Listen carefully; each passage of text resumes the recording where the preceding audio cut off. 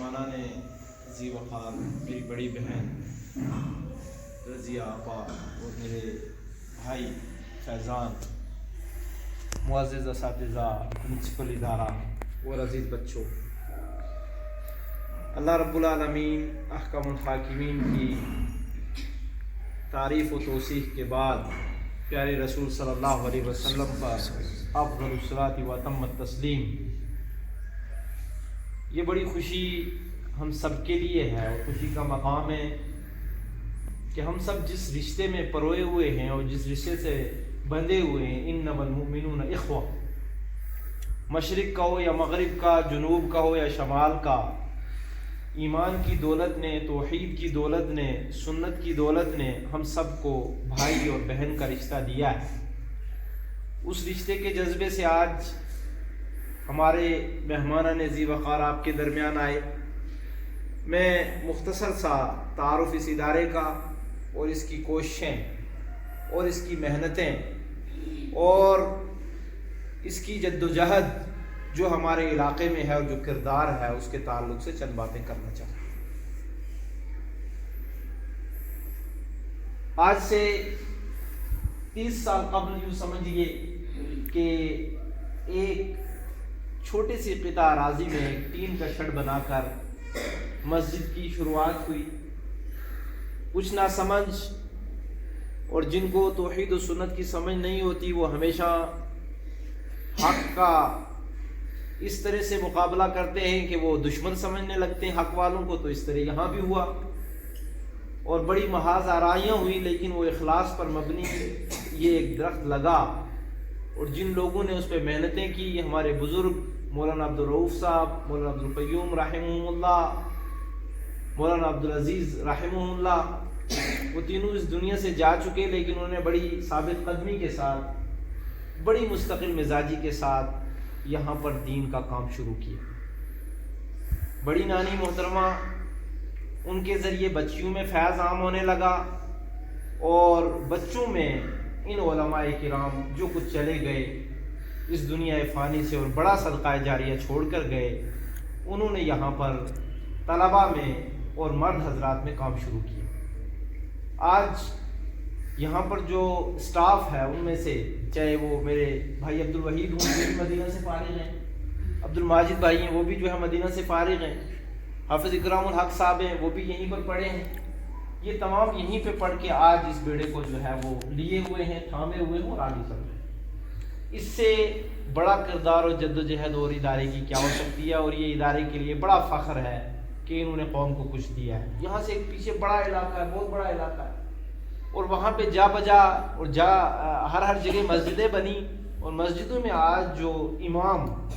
اور خصوصاً خطبہ دینے والے جو بچے ہوتے ہیں، جو علماء ہیں اور جو طلباء ہیں، وہ یہیں سے جاتے ہیں، اور الحمدللہ دین کا چراغ، حق کا چراغ روشن ہو رہا ہے، اور اس طرح سے بہت پہاڑیوں پر اور جنگلوں میں جو ہے دین کا کام ہو رہا ہے، بنیاد یہاں سے۔ اسی طرح اس ادارے سے جو بچے فارغ ہو رہے ہیں، وہ چاہے دہلی کے اندر جامعہ غیاث العلوم ہو، جامعہ اسلامیہ سنابل ہو، کشمیر کے اندر ہمارا کلیہ السلفیہ ہو، وہاں پہ جو ہے داخلہ لیتے ہیں اور اس کے بعد وہ اپنے علم کی تشنگی اور پیاس کو بجھاتے ہیں اور اعلیٰ تعلیم بھی حاصل کرتے ہیں۔ پچھلے کچھ عرصے سے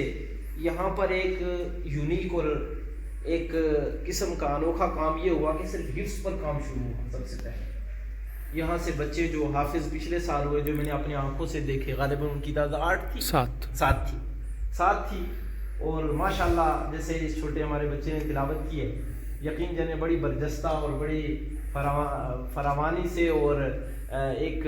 یوں سمجھیے کہ بے جھجک ہو کر جو ہے یہ لوگ قرآن پاک پڑھتے ہیں، اور بڑی میٹھی آواز میں اور بڑی تجوید کے ساتھ۔ اسی طرح سے ان کے اندر جو بڑا ملکہ میں نے پچھلے پروگرام میں دیکھا تھا وہ یہ کہ خطابت کا، چاہے وہ عربی زبان میں ہو، چاہے انگلش زبان میں ہو، چاہے اردو زبان میں ہو، چھوٹے چھوٹے بچے بڑے بے جھجک بولتے ہیں اور بڑی صاف زبان میں بولتے ہیں، اور سامنے والے کو یہ محسوس ہوتا ہے کہ واقعتاً ان کے اساتذہ ان پر محنت کر رہے ہیں۔ یہ یہاں کی ایک بہت ہی مختصر اور میں یہ کہوں گا کہ ادھوری سی معلومات میں آپ کے دوست گزار کر رہا ہوں۔ عزیز طلبہ، میں آپ سے یہ گزارش کروں گا کہ جہاں آپ قرآن حفظ کر رہے ہیں، وہیں پر آپ کے اساتذہ آپ پر جو مسائل پر محنت کر رہے ہیں ان کو آپ بہت غور سے سمجھیں اور سنیں اور اس پر عمل کریں۔ اس وقت تک امام ادھورا رہتا ہے کہ جب امام کو اپنا وزن معلوم نہ ہو، جب تک امام کو یہ احساس نہ ہو کہ بھئی میں قوم کا امام ہوں اور لوگ مجھے اپنا آئیڈیل سمجھتے ہیں، لوگ میری طرح بننا چاہتے ہیں، جو میں کہہ رہا ہوں اس پر اگر میرا عمل نہیں ہوگا اور مجھے ناقص پائیں گے تو یہ لوگ مجھ سے کچھ بھی حاصل نہیں کریں گے اور ان کی نگاہ میں میری عزت بہت کم تر ہو جائے گی۔ العلماء ورثۃ الانبیاء، پیارے رسول صلی اللہ علیہ وسلم کا فرمان کہ علماء انبیاء کے وارث، تو ہمیں جہاں پر اپنے علم میں وارث بننا ہے وہیں اپنے کردار میں بھی ان کا وارث بننا ہے۔ اور رسول اللہ صلی اللہ علیہ وسلم کا کردار عفو، درگزر میں، معاف کرنے میں، دل کی صفائی میں، دل کے اندر کینہ کپٹ نہیں ہونا چاہیے۔ ہمارے جہاں کپڑے صاف ہوں وہیں پہ ہمارا دل بھی صاف ہو، وہیں پہ ہمارا تن بھی صاف ہو، وہیں پر ہماری سوچ بھی صاف ہو، وہیں پر ہمارے خیالات بڑے پاک باز ہوں، دنیا سے ہٹے اور کٹے ہوئے ہوں، اور وہ جھلک رہی ہو تمام گوشوں میں یہ چیز کہ ہمارے لیے رسول اللہ صلی اللہ علیہ وسلم اسوہ ہے۔ ہم گاؤں کے رہنے والے ہیں، وہاں پہ بول چال ہوتی ہے، لڑائی ہوتی ہے، کیونکہ ہمارے بننے ہوتے ہیں، بہت ساری چیزیں ہوتی ہیں، چاچا اور تائی میں لڑائی ہوتی ہے، اس کے اور اس کے اور پڑوسیوں میں اپنا۔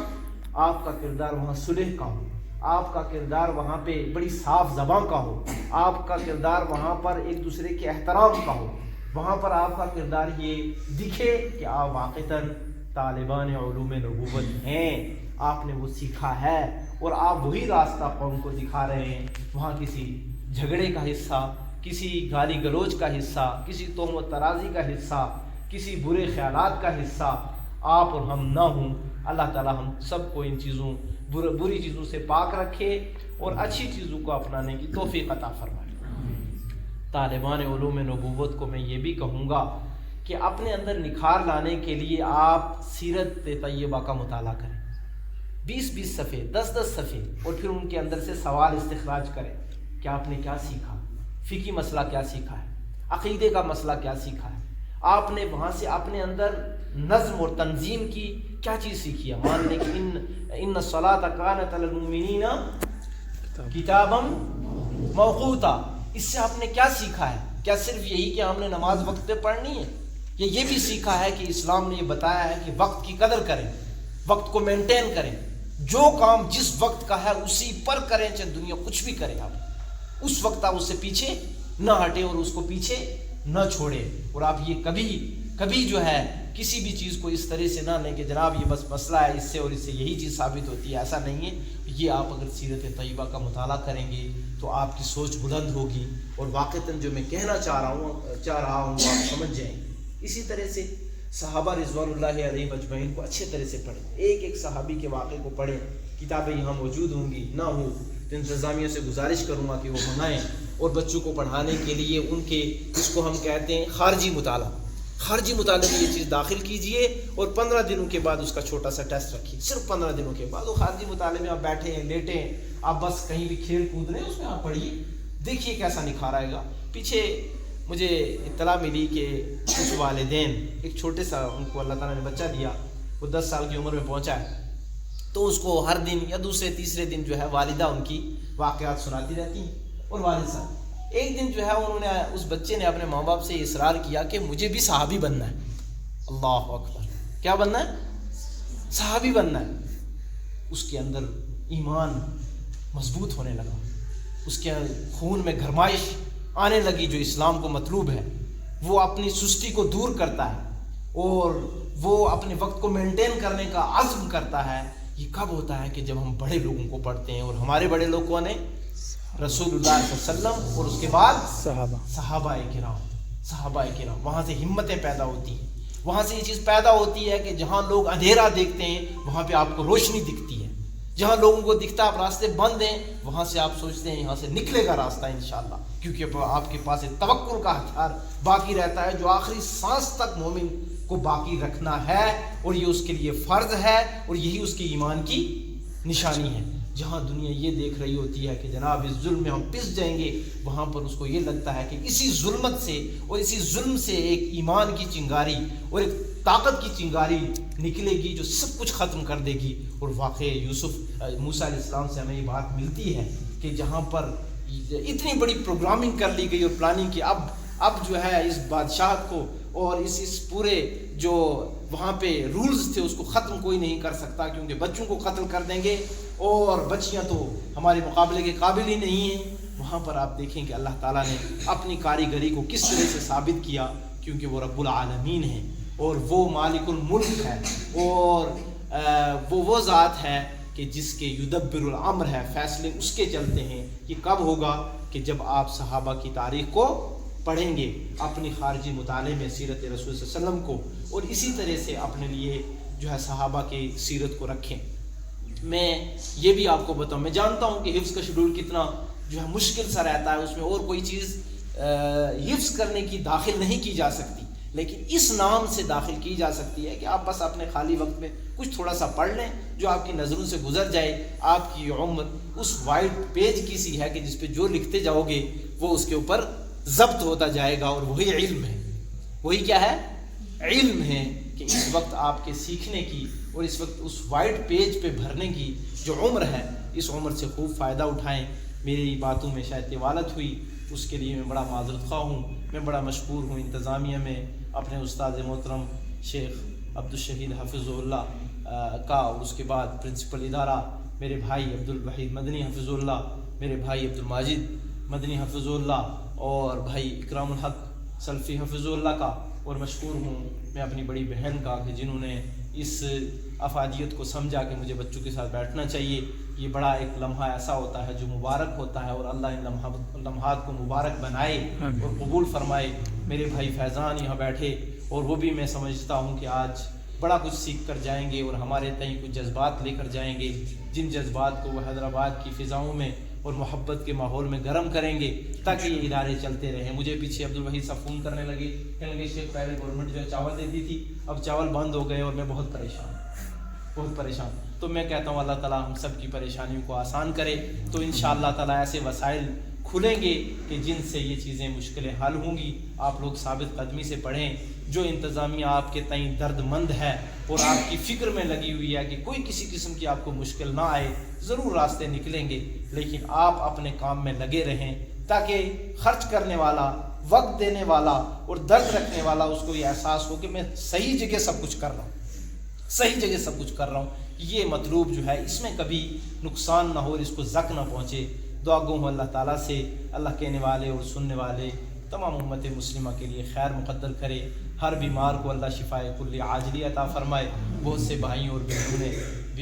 بیماری کی حالت میں ان سے جو ہے انہوں نے گزارش کی ہوئی ہے دعا کے لیے، اللہ امت مسلمہ اور جنہوں نے ہم سے دعاؤں کے لیے کہا ہوا ہے، اللہ تعالیٰ سب کو شفائے کلی عاجلی عطا فرمائے۔ جو قید و بند کے اندر ہے اللہ رہائی عطا کرے، جو قرض دار ہیں اللہ قرض کو ادا کرنے کی توفیق دے۔ پوری امت مسلمہ کی اللہ تعالیٰ حفاظت فرمائے اور ہماری بھی حفاظت فرمائے۔ رب تعالیٰ یہ توحید کے قلعے ہیں ان کی اللہ حفاظت فرمائے اور ان کے چلانے والوں کی بھی اللہ حفاظت فرمائے۔ آمین۔ اقول ما تسمعون وصلی اللہ علیہ نبی الکریم، والسلام علیکم ورحمۃ اللہ وبرکاتہ۔